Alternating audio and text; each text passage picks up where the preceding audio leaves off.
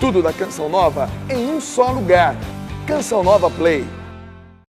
Nós estamos lendo o finalzinho do trecho do Evangelho de Lucas, referente à apresentação de Jesus no templo, a festa da purificação de Nossa Senhora.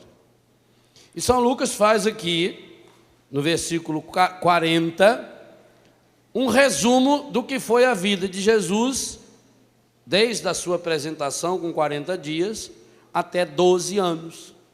O resumo, o que Jesus fez dos 40 dias aos 12 anos? Versículo 40. Ele ia crescendo.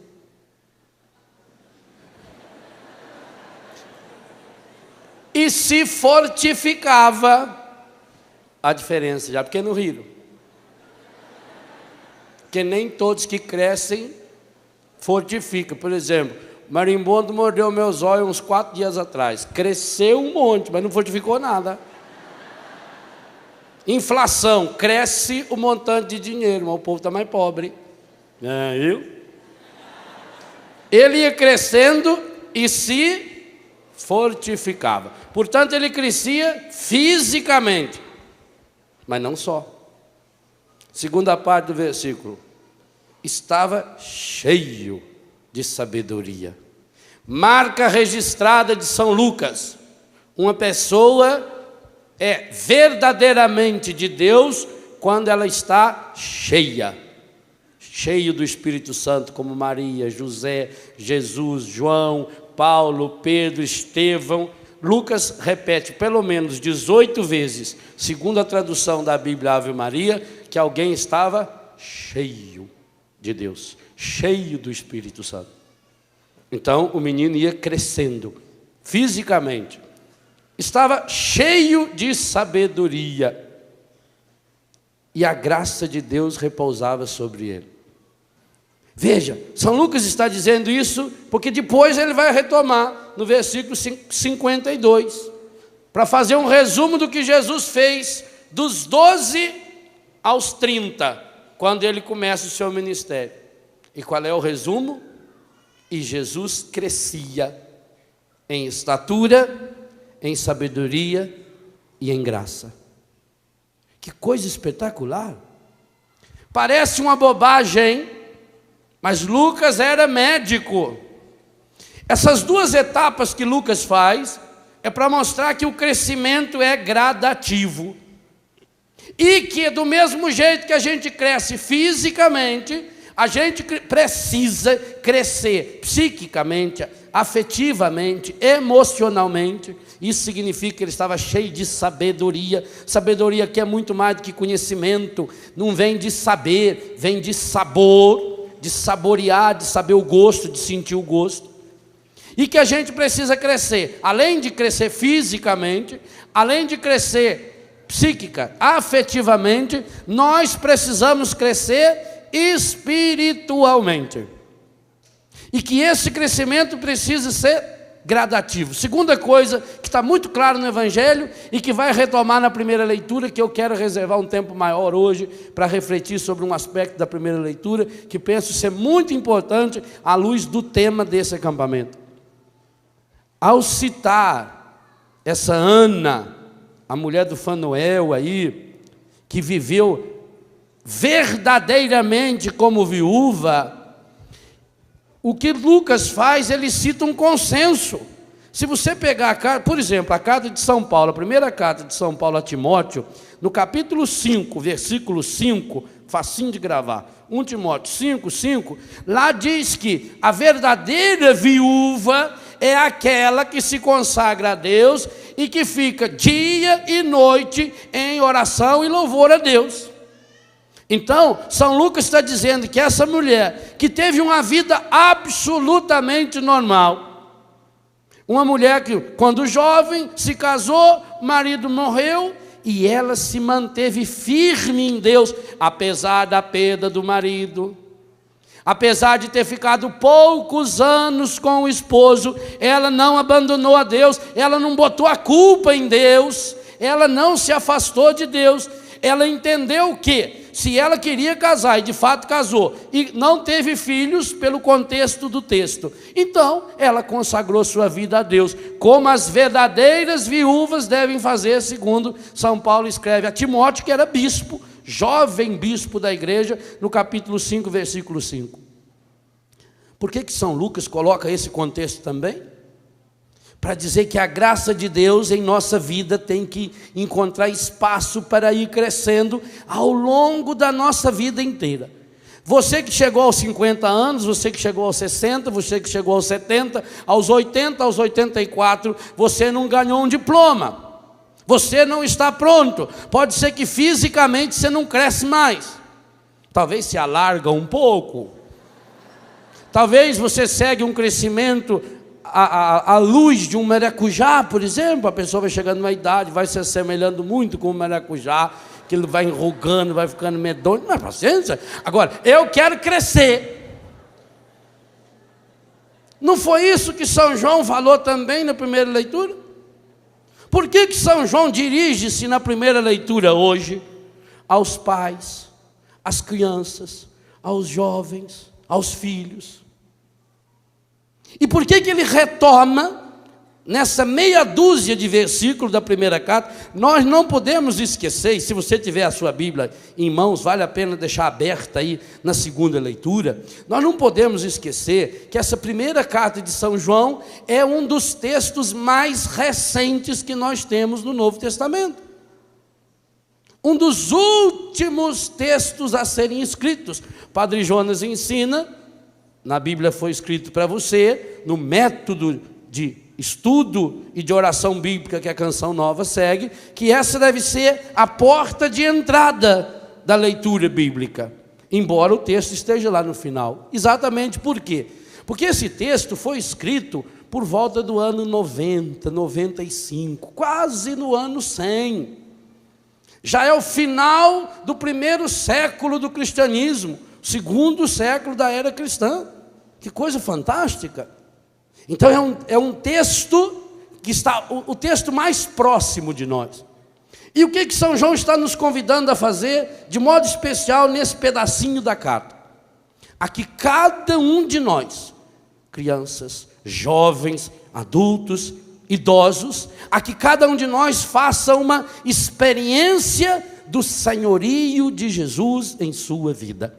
Que cada um de nós façamos uma experiência do senhorio de Jesus em nossa história.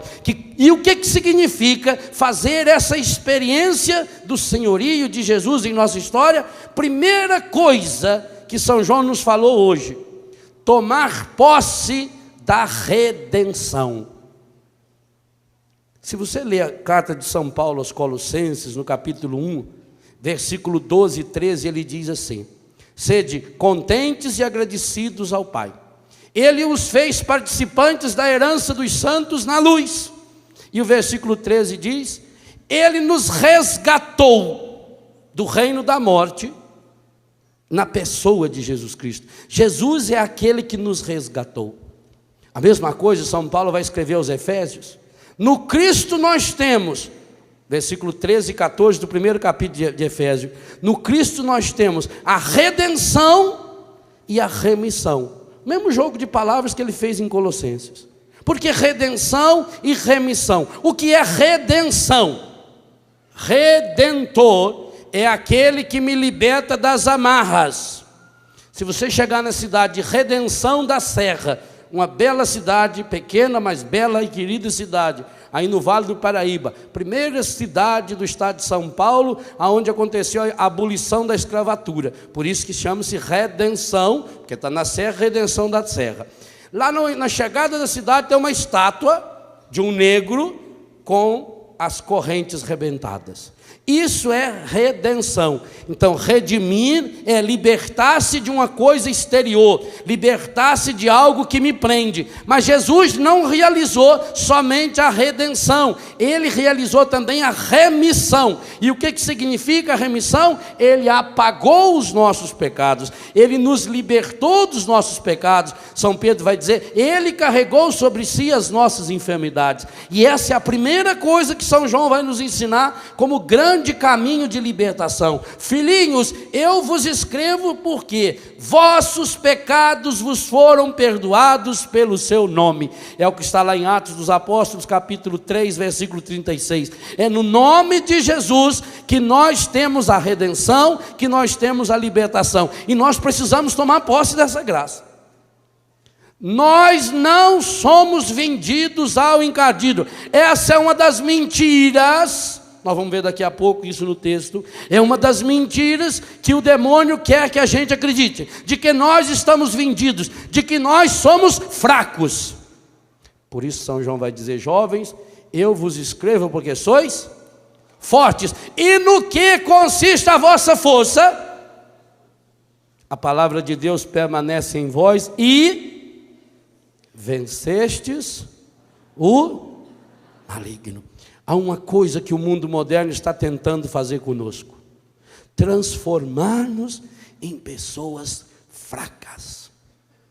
Está se criando uma raça de gente fraca, uma juventude fraca, uns casais fracos, uns padres fracos, uns religiosos fracos, tão fraco que cai diante de qualquer coisinha, porque o encardido vai nos amarrando, e é claro que amarrado a gente é fraco. Se você colocar para lutar o Maguila foi o maior lutador de boxe do Brasil, só que a cara dele já derrubava 10, e quando dava um soco, então Deus o livre e guarde, o soco dele chega a 160 quilos. Agora imagine se você coloque para lutar contra o Maguila uma criança de 5 anos de idade. Quem vence? Quem vence?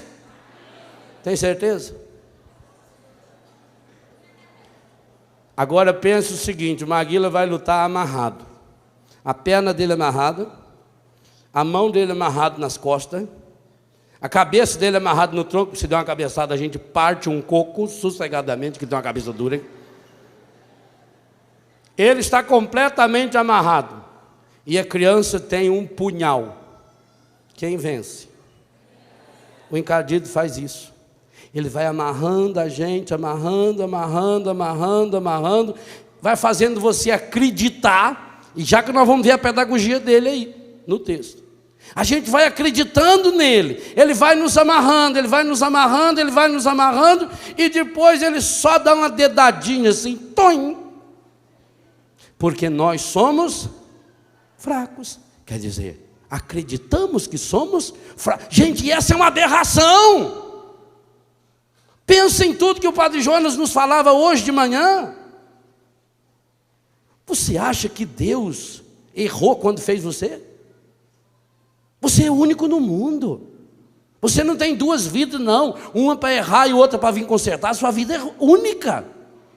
Deus nos escolheu, comecinho da carta aos Efésios, antes da fundação do mundo, antes. O ser humano é o único ser criado pela vontade de Deus, por desejo próprio de Deus. Todo o universo foi criado em função do ser humano. O ser humano tem um valor incomensurável, porque ele é imagem e semelhança de Deus. Nós precisamos ressaltar a dignidade da pessoa humana. Meu Deus, o corpo humano, Jesus Cristo. Por isso que a festa do Natal é a festa da dignidade humana. Porque se Jesus assumiu um corpo igual ao meu, se Deus foi capaz de entrar num corpo como esse, e outra, Jesus não fez isso só na Santa Noite de Natal, não. Jesus faz isso a cada milésimo de segundo em que nós respiramos e recebemos o ar, que é o hálito de Deus, o sopro de Deus. Jesus opera essa grande maravilha de morar em nós cada vez que nós o recebemos na Eucaristia, porque a Eucaristia contém o corpo, sangue, alma e divindade dele. Então nós precisamos tomar consciência dessa dignidade da pessoa humana. Então o encardido quer nos enganar, dizer, você não vale nada. E eu começo a dizer, eu não valho nada. Por quê? Lembra das mentiras que ele nos ensina? Para ser feliz eu preciso de algo, de alguém que esteja fora de mim. Para ser feliz eu preciso da aprovação das pessoas. Então eu coloco o meu valor nas pessoas. Eu coloco o meu valor fora de mim. Aí quando alguém tira aquilo que eu colocava o meu valor, eu desmorono, porque eu perdi os meus referenciais. É a história do rei que teve um problema nas pernas, não podia andar mais. Aí inventaram para ele uma muleta. O dia que inventaram a muleta, ele ficou impressionado. Que coisa mais bem bolada. A muleta, aquela perna de pau. E ele começou a andar com aquilo, mas ele tinha muita vergonha. Ele tinha que andar sozinho com aquilo. E como ele era rei, ele podia tudo. Ele baixou um decreto: a partir de hoje, todas as pessoas vão ter que andar de muleta. E começaram então, todo mundo de muleta, a criançada treinar a andar de muleta. E aí o subaco vai ficando grosso, aquele negócio da muleta, a mão, e a pessoa costuma andar de muleta. Alguns já colocavam uma muleta de cor diferente, outro fazia uma muleta um pouquinho maior, outro um pouquinho menor, uma muleta de titânio para ficar bem levezinha, uma muleta com amortecedor, igual esse sapato. Eu ganhei um esses dias que tem um amortecedor, que ele é bom, se o carro quebrar, você já põe ele embaixo do amortecedor, já vai levando, que sapato é um espetáculo. Aquela muleta com amortecedor, com refrigeração, aquilo entrava ar por baixo, assim, já ia refrigerando o subaco da pessoa. Então cada um já estava com a muleta. E as pessoas começavam a ser classes sociais. Os ricos compravam a muleta no shopping center, os pobres compravam na 25 de março, né, do camelô. Já tinha camelô, muleta que você montava, você ia viajar, você punha dentro de uma pasta, igual uma que o Dunga tem, que estava com ela agora há pouco. Você vai juntando aquela muletinha, igual guarda-chuva. Antigamente guarda-chuva era grandão, agora é pequenininho, né? Então, muleta, guarda-chuva, que você andava com aquilo dentro da pastinha, você chega em outro lugar, você já abre, já tirava a sua muleta, apertava um botão automático, ela já grudava. Então, todo mundo passou, foi. A criança nascia, em vez de engatinhar, aprendia a andar de muleta. E ai de quem resolvesse andar sem muleta, era considerado um revolucionário. Como? Por que você quer mudar? Sempre foi assim. Por que você quer ser diferente? Ovelha negra. Você acha que é melhor do que os outros? Deixe de ser bobo. É muito melhor andar de muleta. Só porque você não pode andar de muleta?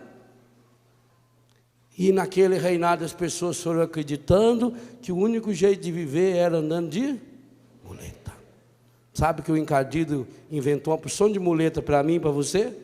Alguns chamam-se amuleto.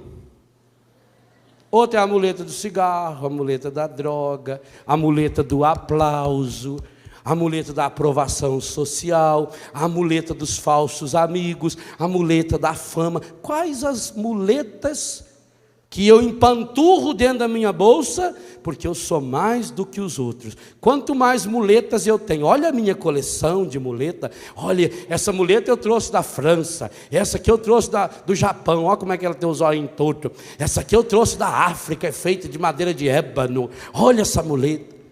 E você vai fazendo coleção de muletas, e com coleção de muletas a vida vai ficando terrivelmente triste, porque você não pode correr mais, você não pode brincar mais, você não pode mais jogar bola, você não pode mais fazer nada, porque você está preso na muleta. Em todo lugar que você vai, você não pode levar nada, que você tem que levar a muleta. É isso que o encardido vai fazendo, ele vai criando muletas, e por isso nós nos tornamos uma raça de gente fraca, pois a palavra diz: nós somos vencedores do maligno. 2 vezes São João diz aí: eu vos escrevo, jovens, versículo 13, porque vencestes o maligno.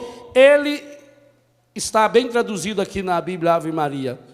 Ele não disse o mal pura e simplesmente que tem no mundo. Ele não falou pura e simplesmente uma maldade que alguém faz. Ele disse o maligno, com M maiúsculo. O mesmo M maiúsculo que está no Pai Nosso, quando Jesus nos ensinou: livrai-nos do maligno. E mais uma vez ele vai voltar no versículo 14, no finalzinho: jovens, eu vos escrevi porque sois fortes, a palavra de Deus permanece em vós e vencestes o maligno. Ele não diz: porque vocês vencerão o maligno. Ele não joga isso como uma possibilidade de futuro, ele joga isso como uma possibilidade de presente. A primeira coisa que nós precisamos fazer é tomar posse de que Jesus Cristo morreu por mim, Jesus Cristo já me deu a salvação, Jesus Cristo já me deu a redenção, meus pecados foram perdoados. Está aqui, versículo 12: vossos pecados vos foram perdoados pelo seu nome. E pelo seu nome significa: meus pecados não foram perdoados porque eu fiz um esforço. Meus pecados não foram perdoados porque eu fiz um jejum. Meus pecados não foram perdoados porque eu fiz uma linda oração. Meus pecados foram perdoados pelo nome de Jesus, o único nome pelo qual a gente pode ser salvo, Jesus Cristo. Isso nós precisamos tomar posse. Mas tomar posse disso significa, e o texto vai aprofundando isso para nós, significa fazer uma experiência de Jesus Cristo ao longo da minha história, ao longo da minha vida, consagrando cada etapa da minha vida, cada etapa da minha história. E, bonito também, não interessa em que etapa eu esteja. Hoje, se eu tomo posse dessa graça de Deus, se eu proclamo de fato o senhorio de Jesus sobre a minha vida, eu preciso entregar-lhe os meus pecados. Agora tem uma coisa, meus irmãos, talvez alguns de vocês não tenham feito essa experiência, mas eu já fiz. Qual é a coisa que nós mais amamos em nossa vida? Triste. Aquilo que nós mais amamos, infelizmente, são os nossos pecados. Até não gostamos deles, mas amamos. Amamos tanto que quantos de nós guardamos o pecado dentro de nós? Quantas e quantas pessoas guardam, está com 30, 40, 50, 60, 70 anos, está guardando o pecado de quando tinha 7 anos de idade, quando tinha 8 anos de idade, quando tinha 10, 12 anos de idade. O pecado guardado, ele só está fermentando para brotar, e a hora que ele brotar, ele brota com força total. As sementes da natureza de determinados tipos de árvores que chegaram a ficar, segundo os pesquisadores, os arqueólogos no Egito, até 5.000 anos. Nos túmulos, nas pirâmides, quando descobriram túmulos, descobriram sementes de trigo, que tinha aproximadamente 5.000 anos. Maravilha das maravilhas, jogada na terra, essas sementes germinaram. Há sementes da natureza, 30, 40, 50 anos. Quando você pega a semente de um flamboyant, por exemplo, ela pode ficar 15, 20 anos guardada, depois você joga na terra. Tanto que muitas sementes você compra, para você plantar, você tem que dar um choque térmico nela, ou deixar na geladeira uma noite inteira no congelador, ou você tem que jogar dentro de uma água fervendo para ela dar uma estourada, aí joga na terra, porque é a dormência. O pecado faz isso. Então, se eu deixo o pecado guardado no meu coração, ele vai criando casca. Ele vai criando casca. Uma casca tão grande que chega a tomar conta do próprio coração. Por isso que a gente vai ficando com o coração empedernido. E porque nós guardamos a semente do pecado dentro de nós. Meu livro Rezando a Vida, aliás, no acampamento de fevereiro eu quero trabalhar um pouco isso, de um modo bem prático. No acampamento de fevereiro eu quero fazer uma experiência muito prática de oração pessoal de cura interior. Ajudar as pessoas a botar em prática a oração da cura interior. Fazer oração de cura interior até mesmo a partir das nossas próprias orações. Por quê? Porque a gente tem lá 7, 8 anos de idade, fizeram uma bobagem com a gente, ensinaram um pecado, uma bobagem, sei lá, qualquer coisa que brincaram com a gente, um primo, uma prima, um irmão mais velho, que seja uma mentira, que seja um pecado sexual, qualquer um. E aí vinha o medo. Medo de falar para o pai e com a mãe. Criança não podia falar nada, se falasse apanhava. Medo de falar para o padre. Eu me lembro da minha primeira confissão. Minha Senhora, o padre era enorme. Primeiro que o Padre Arlindo já é grande. Ele já deve ter 1,80 m. De batina preta. Guarda-chuva preto, chapéu preto. Além dele já ser grande, eu era pequenininho. Eu tinha lá 7, 8 anos de idade. Então a criança, ela olha de baixo para cima, o que é grande fica enorme. Imagina uma criança olhando para o Padre Marcelo. Ele tem 4,12 m, 4 metros, na perspectiva da criança. Então eu vi aquele homem imenso. E a professora tinha falado que se mentisse para o padre, o encadito já está na porta da igreja esperando a gente. A gente, quando era pequeno, a gente tinha muito medo. Eu me lembro, pelo catecismo, para a primeira comunhão, minha Nossa Senhora. Ai, se a hóstia colasse no céu da boca. E se colocasse o dente e saísse sangue? A professora contou de uma velha lá que mordeu a hóstia, saiu sangue, a mulher foi para o inferno em vida. Nossa Senhora. Você sabe que nessa brincadeira quase eu matei uma irmã minha. A Ziza mora lá em Manaus. Ô Ziza. Eu era molequinho, uns 4, 5, 6 anos de idade. Fui celebrar a missa, já era de padre. E aí na hora da comunhão, com folha de jabuticaba. E a folha de jabuticaba é dura. Aí quando eu dei a comunhão para a Ziza, ela muito piedosa, engoliu. E aquela folha, ela não podia pôr o dente. Ela acreditou que era hóstia. E ela começou a engasgar com aquilo e foi ficando roxa. Olha, se não é um parente nosso chegar lá e enfiar o dedo na garganta, tirou a hóstia dela lá. Estava verde, mas é porque já era verde. Então a gente tinha medo. Agora você imagina contar para o padre os pecados. Então a gente combinava o pecado. A professora falava, você tem que contar para o padre que você desobedeceu a mãe, você falou nome feio, você pensou coisa que não devia. Você não sabia nem se pensar, você ia lá e conversava. Chega lá, o padre tinha uma gradinha assim, você joelhava ali. Conta os seus pecados. Fala mais alto. Aí você olhava para trás para ver se não tinha ninguém na fila, estava escutando. Aí, desobedeci o pai com a mãe. Mais alto. Desobedeci meu pai com a minha mãe. Meu pai. Falei nome feio. Palavrão. Às vezes eles citam os palavrão todos, né? Pensei coisa errada. Pequei contra a castidade. Não sabia nem quem que era a castidade. Mas pequei, eu falei pro padre. Falou, pequei. Reza o ato da contrição. Alto ou baixo? Tanto faz. Senhor meu Jesus Cristo, tenho um grande pesar de você ter ofendido, propõe com a vossa graça nunca mais tornar a pecar. Já pensou? Eu prometi isso. Dia seguinte. E aí? Não devia ensinar essas coisas para a criança, não. A criança sofre muito. Em vez de ensinar, eu prometo que com a sua graça eu vou lutar para não pecar mais. Eu nunca mais vou pecar. Eu falei isso para o padre. Mês seguinte, conta os seus pecados da última confissão. Aí você já começava a negociar. Aí a gente já ia ficando amigo do padre. O padre já conhecia o nome da gente, já guardava a voz da gente. Você ia no escuro, no confessionário, mas sabia sua voz. E quando ele chamava a gente pelo nome, nossa! E o medo que eu tinha dele falar meus pecados no sermão. Já pensou? Fala, por exemplo, aqui o Léo. Hein? Esse menino teve um problema. Não. Ainda mais eu que era coroinha, calça curta branca, ficar lá do lado do padre.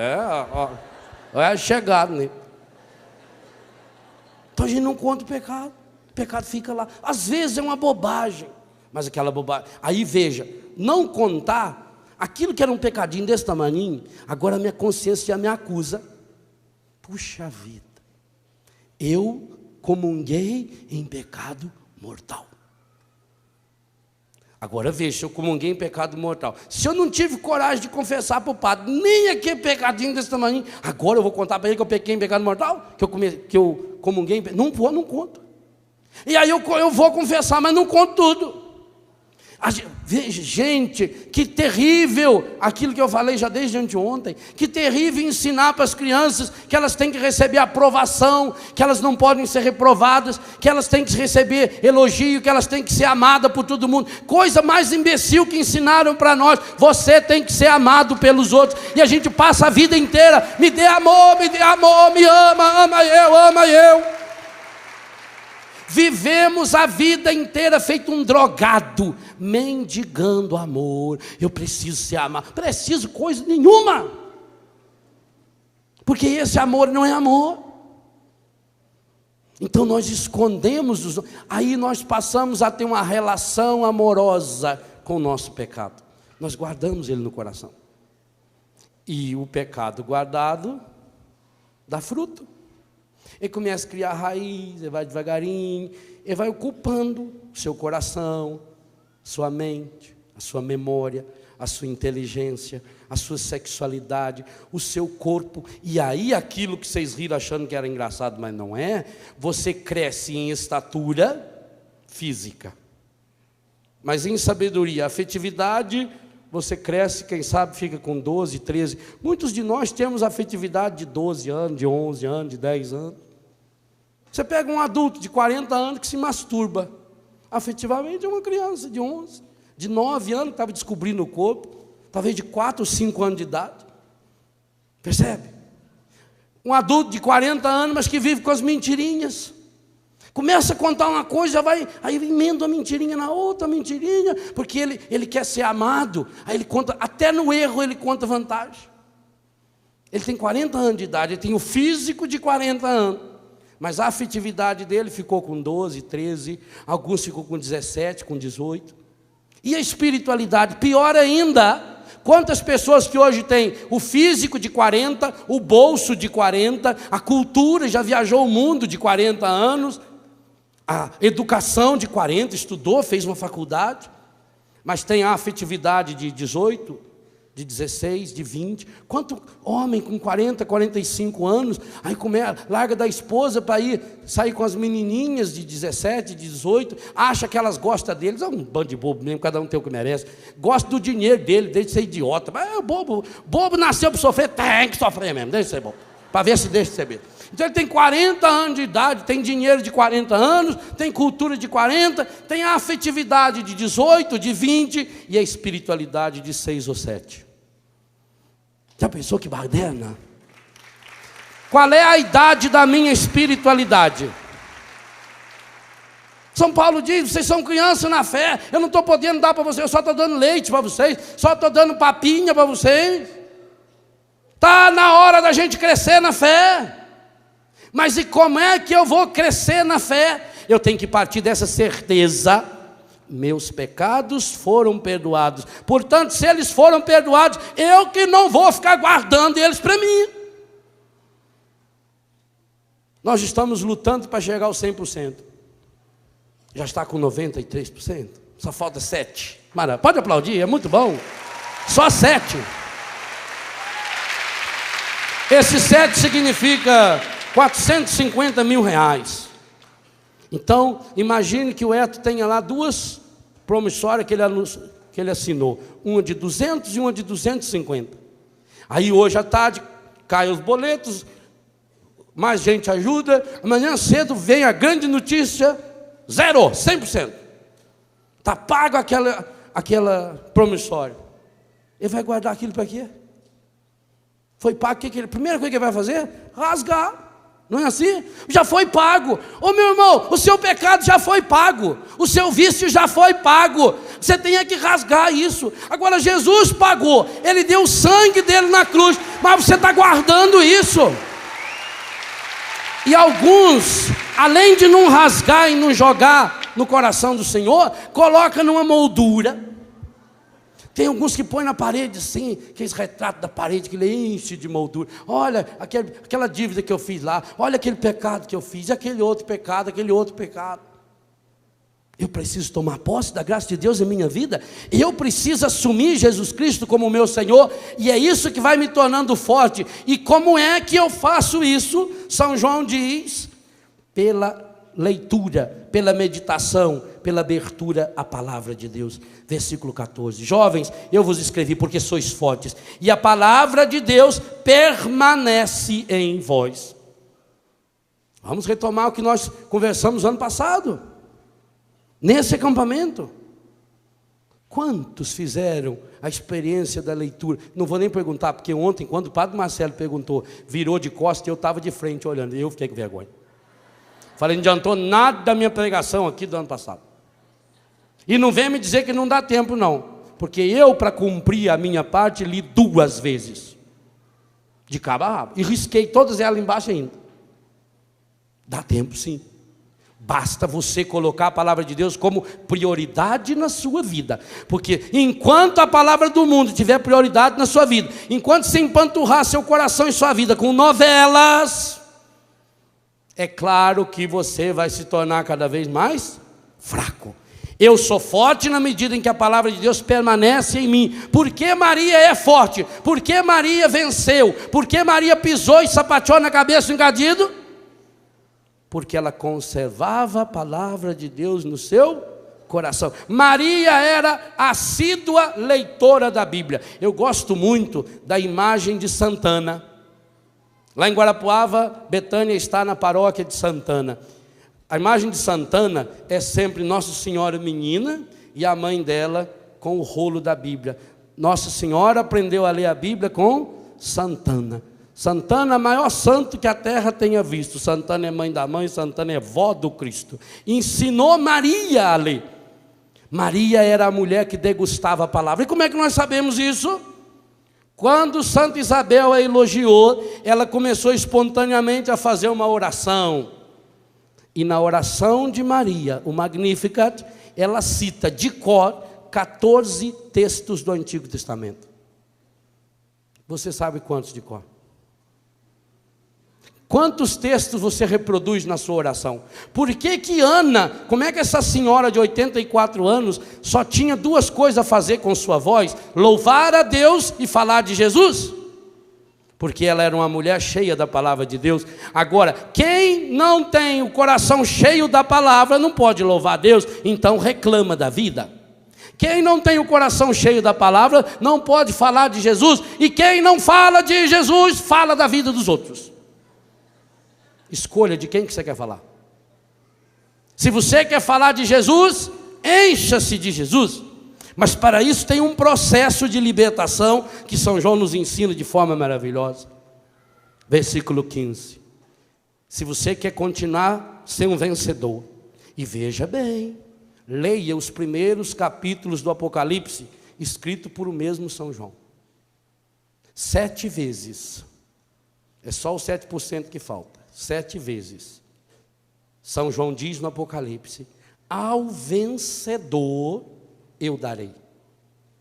Ao perdedor não. Perdedor vai lá para o fundo, vai lá para o inferno. E o catecismo da Igreja Católica diz que Deus o livre e guarde. Se a gente for para o inferno é imediatamente depois da morte. Você morreu, você vai para o inferno, a hora que a pessoa descarga não volta mais. Você vai ressuscitar assim, para ir para o inferno com o corpo junto. E foi São João que ensinou isso também, a segunda morte. É coisa muito séria que ele está falando. Você tem uma escolha: ou seja forte e vence o encardido, ou ele vai vencer você. Não, meu filho, minha filha, meu irmão, minha irmã, viva como se hoje fosse o último dia da sua vida. Um dia você vai acertar. Versículo 15: não ameis o mundo, nem as coisas do mundo. Mas que separação é essa de mundo? Por acaso eu não estou no mundo? Eu já sou anjo? Se alguém ama o mundo, não está nele o amor do Pai. Não ameis o mundo, nem as coisas do mundo. Se alguém ama o mundo, não está nele o amor do Pai. O que ele se refere por mundo aqui? Versículo 16.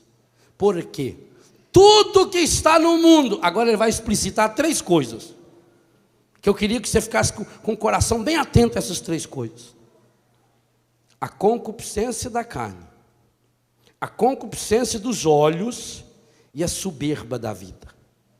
Essas 3 coisas não procedem do Pai, mas do mundo. E esse mundo aqui que ele está falando é o mundo mergulhado nas trevas. É o mundo feito por aquele arquiteto que nós já ouvimos aqui há 2 dias atrás. É esse mundo. É o mundo preparado pelo encardido, que é o príncipe desse mundo exatamente por isso. Essas 3 coisas. O mundo passa com as suas concupiscências, mas quem cumpre a vontade de Deus permanece eternamente. Ou seja, o único jeito de ir para o céu é vencer 3 situações específicas que o mundo tem para nos destruir: concupiscência da carne, concupiscência dos olhos e a soberba. Soberba é um dos pecados capitais. É o orgulho, é a prepotência. É a gente achar que é forte, mas basear essa força em coisas exteriores. Porque a concupiscência da carne, e a Ave Maria traduz, concupiscência da carne e concupiscência dos olhos. No texto que nós ouvimos na missa, falava da cobiça dos olhos. Eu prefiro essa tradução da Ave Maria. Aliás, eu, pessoalmente, a Bíblia que eu mais gosto, para leitura diária, para oração, é a Bíblia da Ave Maria. O que é concupiscência? Concupiscência é aquilo que o pecado deixou marcado em nós, que nos anela a ele, que nos faz grudado a ele. É o domínio que eu deixo o pecado, o demônio, o maligno, o encardido, exercer sobre mim. É a tendência que fica em mim, é o pagamento que ficou em mim. É aquilo que São Paulo explica muito bem no primeiro capítulo de Romanos. Quando a pessoa deixa-se conduzir pelo pecado, ela vicia-se no pecado. Ela torna-se dependente do pecado. E desses três, São João faz uma centralidade no olhar. Que coisa impressionante. São João escreveu isso há 1903 anos atrás, mais ou menos. Se foi pelo ano 100. Gente, uma das formas do encardido entrar na nossa cabeça, no nosso coração, uma das formas privilegiadas é o nosso olhar.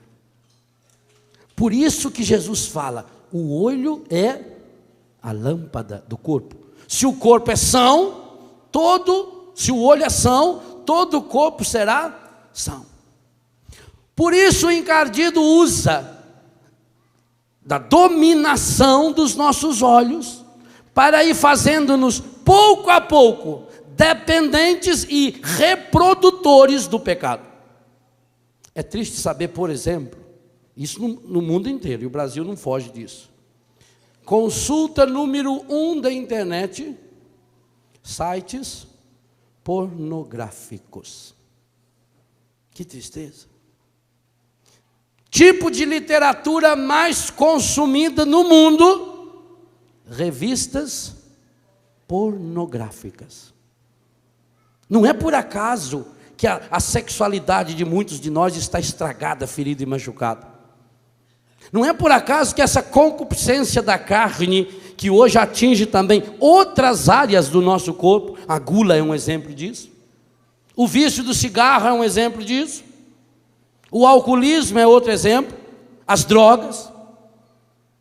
Não é por acaso, isso é programado. Vejam bem que as descobertas de Sigmund Freud, o pai da psicanálise, elas foram muito bem usadas pelo mundo. O mundo sabe usar muito bem. E nós, cristãos, deveríamos saber usar muito mais as descobertas dele e colocá-las a serviço do Evangelho, como tentou fazer Carl Gustav Jung, ou como fazia Santo Agostinho, mesmo sem conhecê-la, através do seu grande processo de cura interior.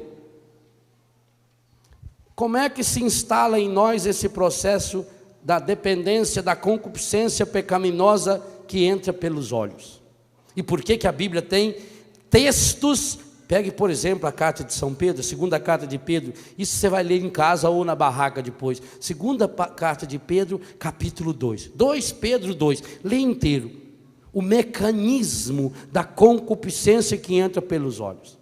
Olha, como é que você se torna viciado numa droga? Ou numa bebida, que também é droga. Então você toma um golinho hoje, amanhã toma mais um golinho, e depois precisa aumentar a dose e a frequência. Com os olhos acontece a mesma coisa. Por isso, essa lei seca que o Padre Jonas proclamou, nós estamos implicitamente, e agora eu falo explicitamente, retomando nessa Santa Missa. Se eu quero ser uma pessoa liberta, não tem outro caminho. Eu preciso romper com o pecado. E digo uma coisa a você: depois que a dependência da concupiscência dos olhos e da carne entra numa pessoa, não existe terapia humana capaz de vencê-la. Não existe. Ou você mergulha a sua vida na graça de Deus, ou você não vai sair dela. Não tem a menor possibilidade. Por quê? Porque ela se instala num homem de 40, de 50 anos, que tem uma sensibilidade de 18 e uma espiritualidade de 6 ou 7. Por isso é impossível. Imagine que esteja brigando dentro de você a sua sexualidade, fisicamente, de um homem de 30, 40, de uma mulher de 50 anos, de 35 anos. Mas afetivamente de 18 e espiritualmente de 6 ou 7. A espiritualidade vai perder sempre. A sua fé que não é alimentada, ela vai definhando e morre. E é exatamente isso que acontece. Se não passar pela experiência da graça de Deus, impossível. Por quê? Porque Freud descobriu uma coisa: o inconsciente, ele é absolutamente burro. Ou seja, o nosso inconsciente, ele não tem dimensão de tempo e nem de espaço. O que isso significa? Significa que uma imagem que eu vi quando eu tinha 10 anos, quando eu tinha 20 anos, ou que eu tenha visto hoje, para o meu inconsciente é exatamente a mesma coisa. Isso ficou gravado, ele grava isso lá. Então, ele não tem tempo. Ele também não tem espaço. Além disso, o inconsciente não sabe a diferença de algo que é real, isso aqui é real, eu estou vendo, estou tocando, algo que é imaginário, ou algo que é virtual, que eu vejo, por exemplo, no computador ou numa revista. Agora, junta isso. Quando a pessoa vai lá, o moleque, a menina, ou o homem, eu infelizmente sei de homem, pai de família, eu vejo no aeroporto, eu fico com vergonha, aqueles marmanjão, de terno, gravata, porque todo mês, quando saem essas revistas pornográficas famosas, que tem esses artistas famosos, eles põem lá assim na banquinha no aeroporto, é a pilha mais alta que tem. Mas naturalmente, você vê aqueles homens, sossegadamente, pega aquilo, põe embaixo do braço. Vai lá, paga, na frente da gente. Esses tempos eu fui para o Rio de Janeiro fazer a tenda. Do meu lado foi sentado um artista. Eu não sei se é um ou é uma. É meio difícil de definir. Um negão grandão assim. Ele sentou do meu lado. E ele abriu na minha frente uma revista de homem com homem. Gente, dá vontade de vomitar. E ele foi folheando aquilo. A moça vinha lá oferecer coisa. Ele continuava com aquilo. Um sujeito depravado, ou depravada, não sei bem. Ficar lendo aquele negócio ali na frente da gente. Foi me irritando, sair de lá. Quando saí embora, ele continuou sentado lá dentro, olhando aqui. Como é que pode, meu Deus? Um homem, sei lá quantos anos tem. Veja no que o demônio transforma uma pessoa. Então, o sujeito vai lá e pega uma revista e olha. Ele olhou, a imagem entra pelo globo ocular e fixa na sua memória. Está lá. Você esqueceu, você fechou a revista, você jogou fora, você se arrependeu, você queimou, você pôs no lixo. A imagem ficou. Aí você vai e deita. Ao que você deita para dormir, o consciente vai apagando, o inconsciente devolve. E aí vem sonho. O seu sonho motivado, não sei porque que eu sonho com essas coisas. Por que criança que vive berrando, criança que vive esperneando? Porque fica assistindo desenho animado. O processo é exatamente o mesmo. Vê a violência da televisão, o consciente da criança não sabe se é real, se é imaginário, ele não consegue diferenciar se é com o ratinho, se é com o gatinho, o passarinho ou com ela mesmo, mistura aquilo tudo. E aí vem a criança depois, fica chorando, fica doente o tempo inteiro. Então você vê aquela imagem e guardou. A memória cria um banco de dados, ficou aqui dentro. Na hora que eu lembro dessa imagem, a minha memória trabalha junto com a minha lembrança, com a minha vontade. A minha lembrança pede que a minha memória devolve a imagem. Então você, pela imaginação, olha o que significa a palavra imaginação, ficar criando imagens. Então pela minha imaginação, eu vou criando imagem, guardo de novo. Aí, imagine que eu vi uma foto lá de uma moça nua, uma moça loura, muito bonita, nua. Aí eu encontro na rua com uma moça loura, mas aquela moça está de roupa, muito distinta, a roupa dela muito, muito honesta, séria. Mas acontece que o meu inconsciente não faz diferença. Para o meu inconsciente, aquela moça nua, loura que eu vi na revista, e aquela, pode ser a morena, pode ser uma negra, a preferência de cada um. Obviamente que conforme a sua preferência, o seu inconsciente vai trabalhar mais. Então você vê aquela pessoa de roupa, mas o seu inconsciente já está vendo aquela pessoa sem roupa. Então você passa num varal, por exemplo, vê o vestido. Você já imagina a dona do vestido sem o vestido. Olha o problema que dá. A cabeça vai longe. Mas aí, como acontece com a dependência química, você não se satisfaz com aquela imagem. Como aquela imagem já é conhecida, eu preciso de mais imagens. Então eu preciso ver mais. E aí eu comprar revista e comprar. Por isso que a pessoa se vicia em revista de pornografia. Mas aí ela não se satisfaz mais de ver uma revista só que tem uma moça nua. Ela precisa de uma revista que tem homem e mulher em posições eróticas, ou até mesmo explicitamente tendo relações. Então eu compro aquilo e começo a ver, você está alimentando, você tem um físico de 30, de 40, de 50, você tem uma afetividade de 18, você tem uma fé de 6 ou 7, não sei se nem se tem tanto assim, alguns nem isso tem, e eu estou alimentando essas imagens.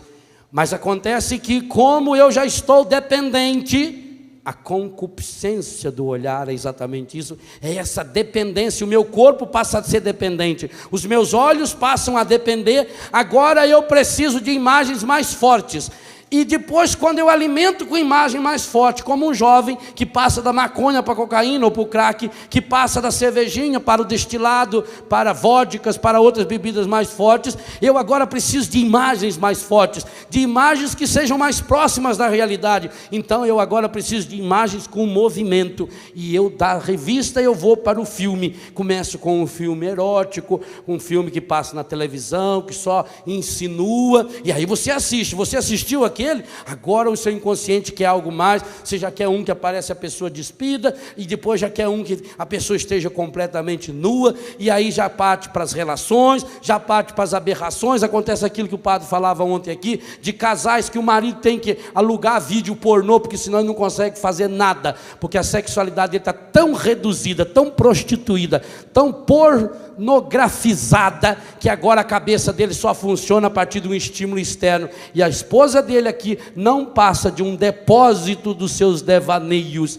porque ele não tem mais o respeito pela pessoa, é uma coisa, ele agora coisificou essa pessoa, ele coisificado, a concupiscência da carne, a concupiscência do olhar, a soberba, e a pessoa vai se achando tal, ela vai se envolvendo, e aí o que acontece?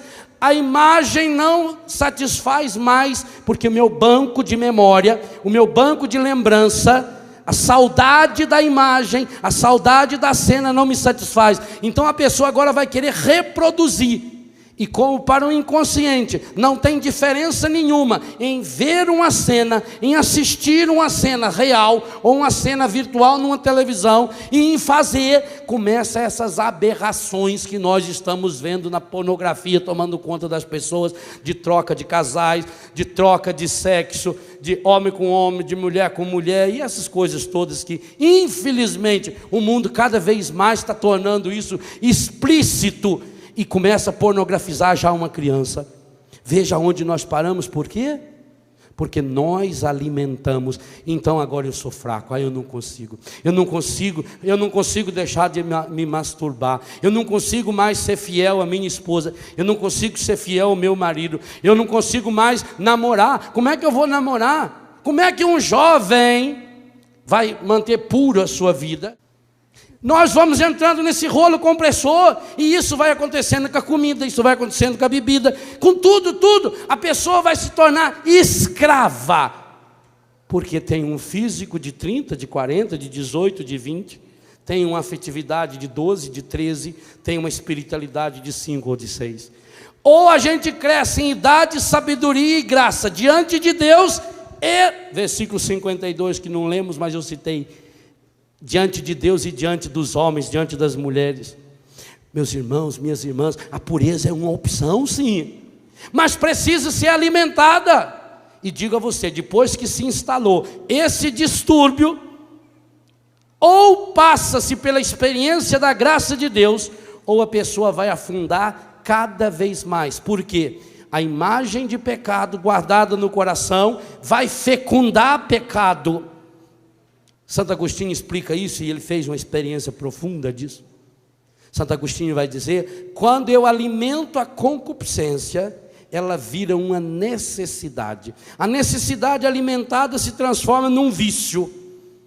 E o vício, nós sabemos, ele precisa ir aumentando a dose, aumentando a dose, aumentando a dose. Por que o casal de namorado não pode permitir liberdades a mais? Porque não vai ficar naquilo. Por que o marido não pode, a mulher não pode permitir liberdades a mais do que ele pode viver na sua sexualidade? Porque não vai ficar naquilo. Esse processo é cientificamente comprovado. Essa concupiscência que São João está falando é cientificamente comprovada. A ciência hoje prova e comprova. Hoje há terapias até para isso, mas eu digo a você, se tirou a espiritualidade, se tirou Deus, impossível, e falo isso como alguém que experimentou a dependência química e que hoje vive. Eu tenho 180 e tantos filhos dependentes químicos, e na minha casa eu podia fazer um gráfico, os meus filhos, as minhas filhas, que procuraram fazer uma experiência de Deus em suas vidas, esses, mesmo aqueles que estavam lá no fundo do poço da droga, esses venceram. Aqueles que não fizeram uma experiência de Deus, conseguiram ficar sem droga há algum tempo, voltou pior, e pelo menos uns 20, 30, desde que comecei a morar lá em São João, já morreram em consequência disso, porque o salário do pecado é a morte. Nós lembramos isso hoje. Então, meu irmão, minha irmã, hoje é dia, nessa missa de cura, de libertação, de a gente jogar o nosso coração nas mãos do Senhor. Mas eu queria convidar hoje você também, especialmente, a colocar os seus olhos diante do coração do Senhor. Porque senão, nós vamos tentar tirar o cisco do olho dos outros, enquanto nós estamos com a trave nos nossos olhos.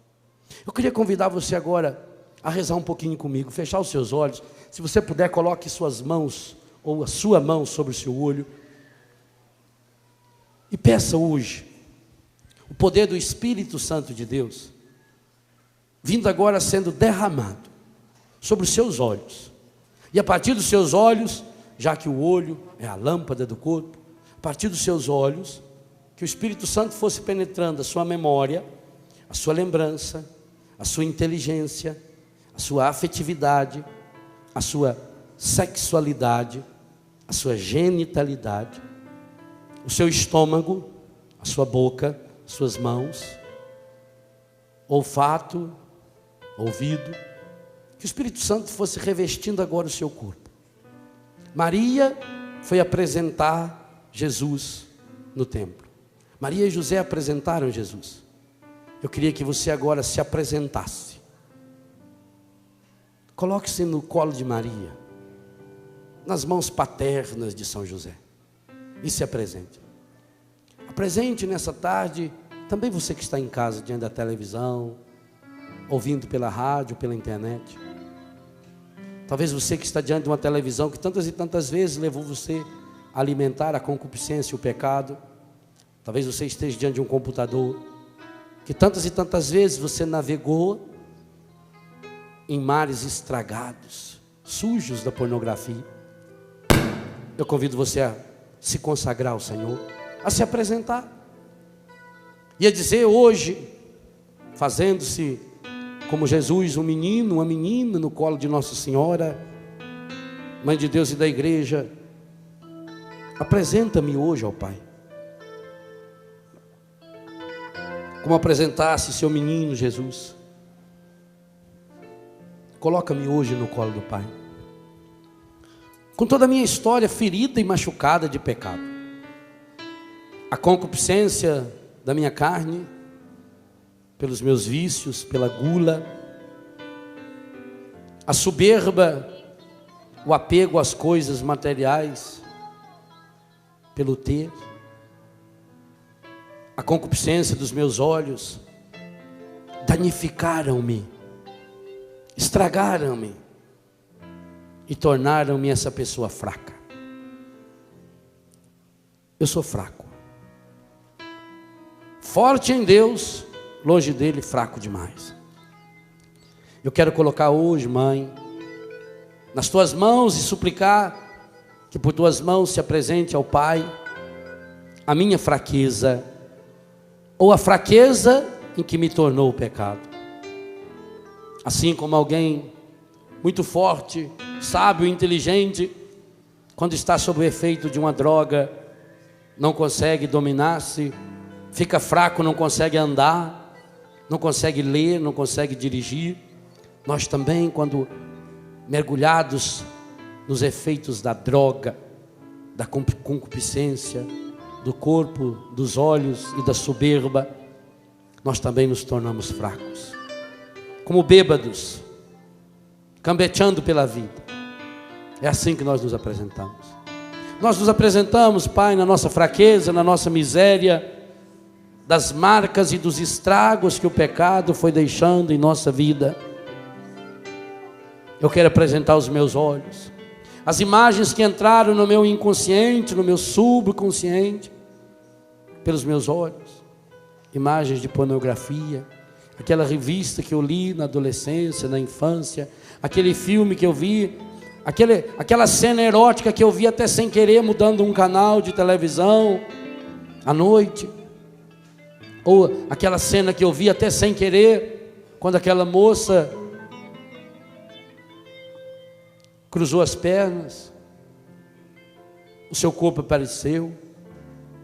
Eu quero colocar essas imagens, conscientes ou inconscientes, porque eu fiquei com medo de confessá-las. Eu amei os meus pecados, porque amei o mundo, e essas coisas do mundo foram me invadindo.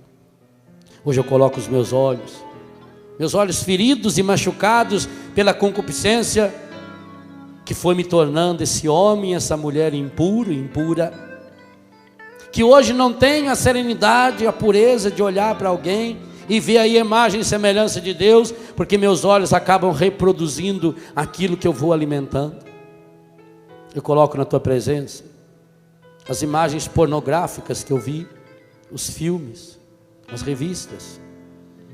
Coloco a minha memória e suplico, Pai Santo, Pai querido, Pai amado, em nome de Jesus, Ele que já rompeu os meus pecados, Ele que já derramou seu sangue na cruz para perdoar-me, que Jesus Cristo, vivo e ressuscitado, mas que passou pela cruz, derrame sobre mim hoje com seu sangue, a água viva do Espírito Santo, para me lavar, para purificar os meus olhos e as raízes das minhas concupiscências, as raízes da minha iniquidade, as raízes dos meus pecados. O Senhor sabe como tem sido difícil para mim viver o meu namoro, a minha vida religiosa, a minha vocação de seminarista, de padre, de pai, de mãe, de família. Sabe, Senhor, o quanto essa impureza já tomou conta do meu coração e o quanto me faz coisificar as pessoas e me deixar coisificar por elas. Sabe, Senhor, que a concupiscência da minha carne é tão grande que hoje eu não consigo resistir mais à comida e vou alimentando a minha gula, e vou alimentando a minha preguiça, e vou alimentando o meu desejo de coisas materiais. Eu vou procurando afirmar-me e reafirmar o meu valor nas coisas que eu tenho ou que eu desejo ter, nas pessoas que eu acho que são importantes para mim. E essa concupiscência da carne, essa soberba, esse amor aos bens materiais, esse apego desordenado às riquezas, alimentada por essa fragilizada sexualidade e afetividade, eu hoje coloco na tua presença. Senhor Jesus, cresceste em idade, sabedoria e graça diante de Deus e dos homens. Maria, plena de Deus, cheia da graça, toda de Deus, virgem, santa e imaculada. José, castíssimo esposo de Maria, apresentem-me hoje ao coração do Pai, para que eu possa ser purificado. Eu desejo ser purificado. Em nome de Jesus, eu renuncio nessa tarde os vícios que eu alimentei e as raízes dos meus vícios, dos vícios do cigarro, da bebida, o vício que eu tenho de assistir televisão. Eu gosto de ver imagens pornográficas, eróticas, violentas. Eu hoje renuncio a esse vício. Eu renuncio àquelas revistas, aquele calendário, aquele filme que eu tenho guardado na minha casa, ou até que eu carrego comigo, aquela fotografia pecaminosa. Eu renuncio e atiro hoje aos pés de Jesus, para que o seu sangue derramado sobre mim venha libertar-me, curar-me, fazer-me homem novo, mulher nova. Sim, Pai, talvez o Senhor hoje esteja achando engraçado que eu, esse homem, essa mulher de 60, de 70, de 80 anos, mas hoje, como Ana, eu me apresento na tua presença para suplicar: liberta-me, Senhor, dessa cruz que eu venho carregando há tantos anos, desse vício que eu venho alimentando e cada vez mais tornando-me essa pessoa fraca e fragilizada, que não consigo dominar os meus instintos carnais, os meus instintos afetivos. Quantos distúrbios, quantas ideias passam na minha cabeça, pelos meus olhos, pelo meu ouvido, o gosto que eu tenho, Senhor, pelas coisas pecaminosas. De hoje não consegui abraçar uma pessoa com pureza, com respeito. Eu suplico nessa tarde, Senhor, liberta-me, Senhor. Assim como a canção nova quer entrar o ano sem dívida, eu também quero, Senhor. Eu não quero levar para o ano de 2003 nenhuma dívida do meu pecado, nenhuma marca que ficou do meu pecado. Eu quero despojar-me inteiramente nessa tarde, Senhor, na presença do seu Filho Jesus Cristo, meu Senhor e libertador, e tomar posse da salvação que Ele me oferece. Sim, Senhor Jesus, eu o aceito, eu o acolho, eu o assumo como meu Salvador pessoal, como Senhor da minha vida. E eu preciso que Tu sejas de fato o Salvador, Senhor, porque eu não consigo me salvar, Senhor. Eu estou me perdendo cada vez mais, Senhor. E é por isso que eu suplico agora, Senhor, que na água viva do Espírito que vem sobre mim, venha também a libertação, a cura, a restauração que eu preciso. Senhor, como abriste os olhos dos cegos, cura-me dessa cegueira espiritual, essa cegueira que faz com que eu enxergue tudo errado, Senhor. Eu enxergo tudo distorcido, eu só vejo as coisas ruins, eu só vejo as coisas estragadas, Senhor, e por isso eu me torno essa pessoa negativa, essa pessoa pessimista. Sim, Senhor, cura os meus olhos, liberta-me, Senhor, pela misericórdia infinita do Teu coração. Liberta-me, Senhor, dessa opressão que hoje a minha sexualidade exerce sobre mim. Eu quero ser essa pessoa nova, Senhor. Eu não quero mais ser dominado. Eu não sou fraco, Senhor. Então tira de mim, Senhor, a concupiscência que faz-me um homem fraco, uma mulher fraca. Eu sei que eu não sou, Senhor, mas na prática eu estou sendo pior do que fraco, Senhor. Eu estou sendo fragilizado, feito um bêbado. Eu cambeteio pela vida, Senhor, e qualquer coisinha me derruba, qualquer coisinha me empurra. Eu renuncio hoje, Senhor, meus pecados. Eu renuncio toda a pornografia, Senhor, que está nos meus olhos, na minha memória, na minha mente, na minha lembrança, Senhor. E tudo aquilo que entrou no meu consciente, desceu para o subconsciente, no meu inconsciente, eu coloco hoje, Senhor, e eu proclamo o seu senhorio sobre todas as trevas interiores que eu estou alimentando, consciente ou inconscientemente, ao longo desses anos todos, Senhor. Eu quero ser um homem novo, eu quero ser uma mulher renovada, eu quero ser um consagrado inteiro, Senhor. Eu quero viver a castidade, eu quero viver a pobreza, eu quero viver a obediência à Tua palavra. Eu quero ser um casal verdadeiramente santificado pela graça, Senhor. Eu quero ser um jovem, uma jovem cada vez mais puro, cada vez mais pura. Eu quero ser um sacerdote santo segundo a Tua palavra, Senhor. Mas sozinho eu não posso, sozinho eu não consigo. Por isso eu suplico, derrama sobre mim nessa tarde, Senhor, a água viva do Espírito Santo. Vá se levantando seus braços e suplicando. Vem, Senhor, com o Espírito Santo derramar inteiramente sobre mim a água viva que lava, que me purifica, que me restaura, que opera em mim a maravilha desse banho de regeneração, esse banho do novo nascimento. Levante seus braços, cante ao Senhor, peça ao Senhor, suplica ao Senhor, renuncia na autoridade de Jesus. Tome posse da palavra que disse hoje para você: você é um homem livre, você é forte, você venceu um maligno. Tome posse da graça de Jesus em sua vida. Vem, Senhor, com a água viva que lava, que purifica, que me restaura e que me transforma.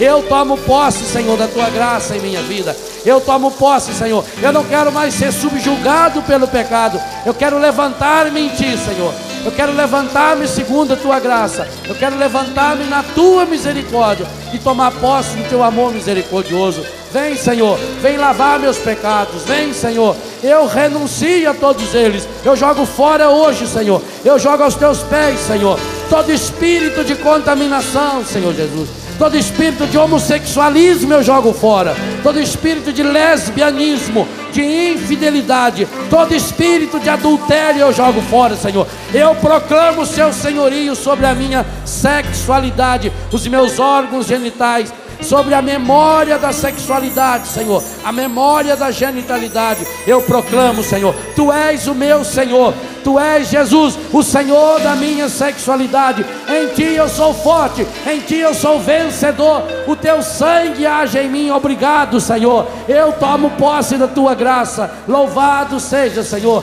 Bendito seja, Senhor. Glorificado seja, Senhor. Espírito,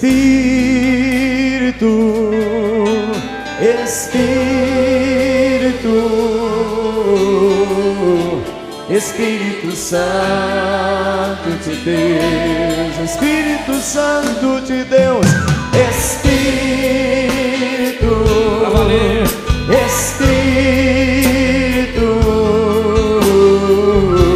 Espírito Santo de Deus, vem controlar todo o meu ser. Vem controlar todo o meu ser. Vem dirigir o meu viver. Vai abrindo espaço, para que possa jogar água benta agora em você. O meu pensar, o meu falar, o meu sentir, o meu sentir. Abra espaço, você que deseja receber esse banho de água. É a água viva que lava. Espírito, é o próprio Espírito Santo. Vem sobre nós, Senhor. Lava, Senhor. Espírito Santo, purifica, Senhor. Espírito, peça, Senhor. Espírito Santo de Deus. Vamos abrindo espaço aqui no meio. Vamos cantar mais uma vez essa música. Controlar todo o meu ser. Vem dirigir o meu viver. Vai recebendo, Senhor. Vem dirigir o meu viver, o meu pensar, o meu pensar, o meu falar, o meu falar, a mão no coração, o meu sentir, todo meu, o meu agir. Espírito, Espírito, Espírito, Espírito Santo de Deus, Espírito Santo de Deus, Espírito, Espírito, Espírito Santo de Deus. Solta a sua voz, Espírito. Vá pedindo essa força de Deus. Mais do que pedir, tome posse. Jesus Cristo é o Senhor da minha vida. O pecado não domina mais sobre mim. A partir de hoje eu sou um homem novo. Não vou levar dívidas, nenhuma dívida. Eu não posso mais, eu não preciso mais carregar pecado, porque Jesus Cristo pagou com seu sangue na cruz os meus pecados.